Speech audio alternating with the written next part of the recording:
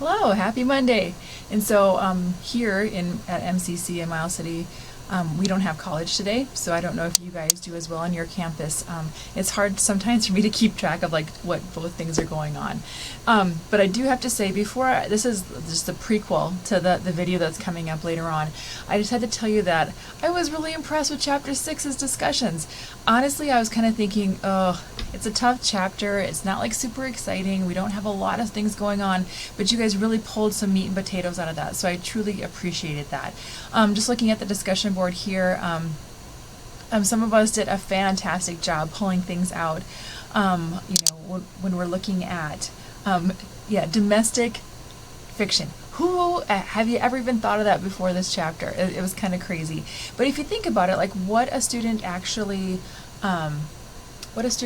like has in their environment, it's like the home, right? And so that's what they can relate to the most. So I have to just throw this out there that I thought you guys did a great job with this discussion. It was a hard discussion because sometimes what I was expecting was not what I got. So I got better than what I expected. So thank you very much. And I know this is getting to be kind of the lull part of our semester because like the newness of this class is wearing off.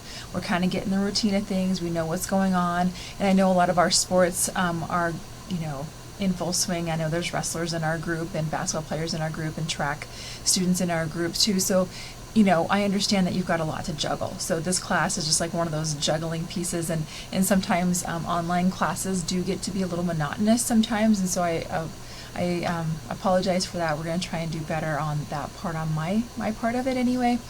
But I just want to jump in and say that I was pleasantly surprised at our discussions on Chapter 6 because Chapter 6 could have been a tooth puller, and I appreciated all of your time and thoughts that went into that.